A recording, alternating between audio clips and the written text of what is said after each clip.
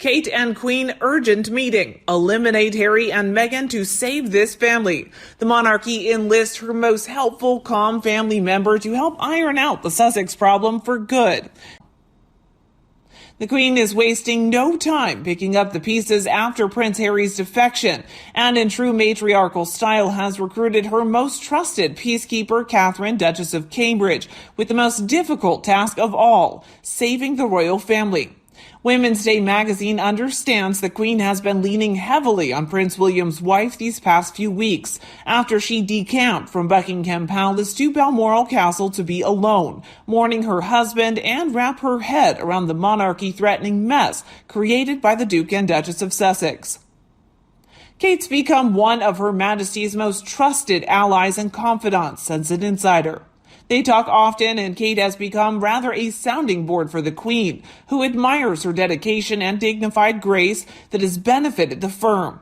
The Queen took notice of the way Kate willingly played mediator between Harry and William at Prince Philip's funeral, even getting them to talk cordially to each other despite months of rowing. It was remarkable. In what royal watchers say is a public vote of confidence from the sovereign. Last week, it emerged that she bestowed 2 patronages, once cherished by Prince Harry, onto her granddaughter-in-law, the Rugby Union Football and Rugby Football League. They were, without exception, Harry's favorite gigs, and he desperately wanted to hold on to them, despite moving his family to America, says a source. The Queen giving them to Kate is her way of showing Harry that he can bully her, and also showing the world that Kate is her right-hand woman. Sources say that despite her new hardline stance she's taking with her wayward grandson, the Queen still has hopes to heal the family rift, and insiders say she wants Kate's help. Kate was one of the first people the Queen called to discuss Harry's shocking memoir plans for next year, and while they're both upset by it, sticking to the plan to say nothing and keep to business as usual, says a source. Kate's advice is to not push Harry any further. She was once very close to him and knows better than most how tempestuous he can be. Kate's told the Queen she wants to keep things cordial and the Sussexes no matter what, because she wants Harry to know that at the end of the day, the door will always be open for him if he needs to come back. The Queen hugely respects Kate's restraint and thinks that the key might be in bringing Harry back to the family fold in the future. Meanwhile, Meg's birthday seems to have been a fizzer. The film clip was appallingly tacky, tasteless, and humorless. A royal expert claims that I would have presumed that a normal couple with 2 little children would have filmed themselves celebrating as a family, not dressed up to the nines with a padded bra, ridiculously high heels, dopey, droopy hairdo. What's with those things on either side of her face, and surrounded by her unsold books? Instead, she invites the village idiot to gaze in at her through a window and borrows a dog and a dog bed.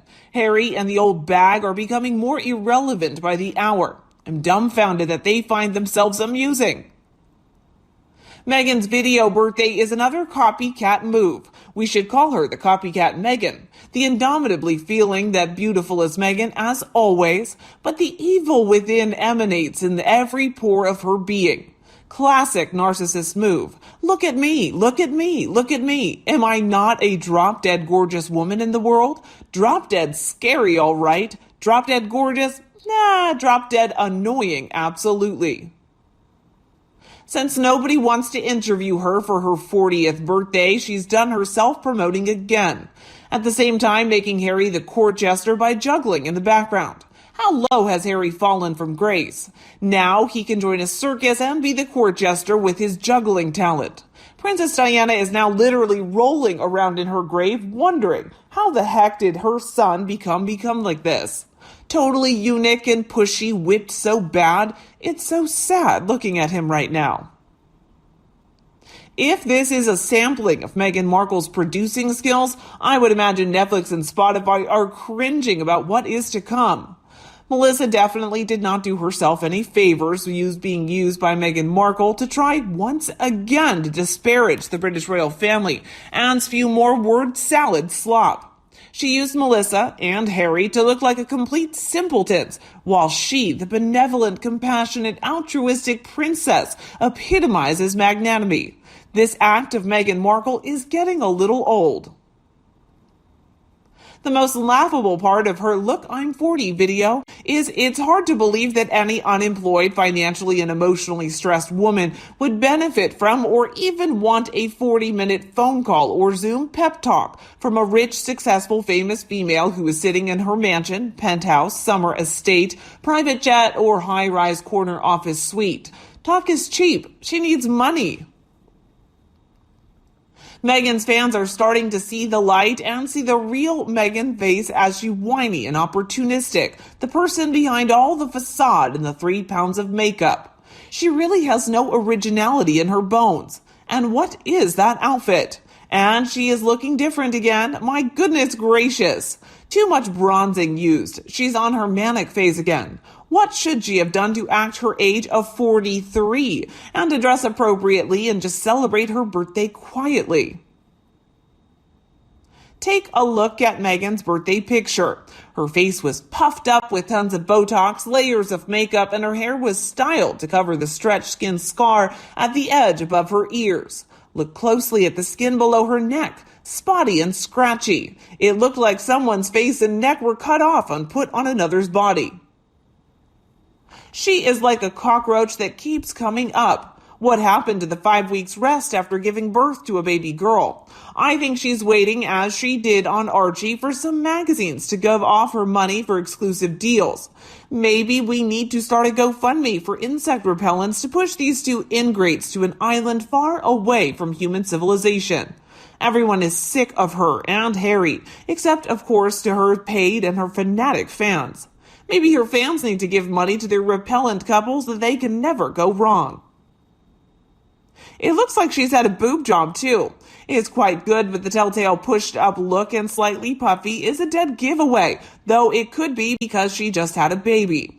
Also, I don't see a breast pump or any kid stuff accidentally laying around. What human looks that pulled together a month or so after giving birth, drowned in white, and she looks like a different leader? The use of Diana's card over and over and over. It's stale, Henrietta. Meghan is not intelligent at all, nor is she respectful of elders. She keeps putting digs about Queen Elizabeth II. People around the world love. Meanwhile, she hasn't endeared herself to anybody.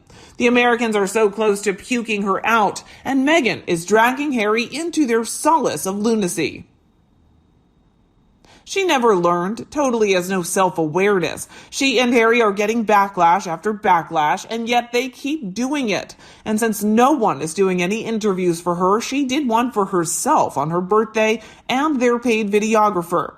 Another self-promotion and marching wherever she goes and says, and she's still promoting herself.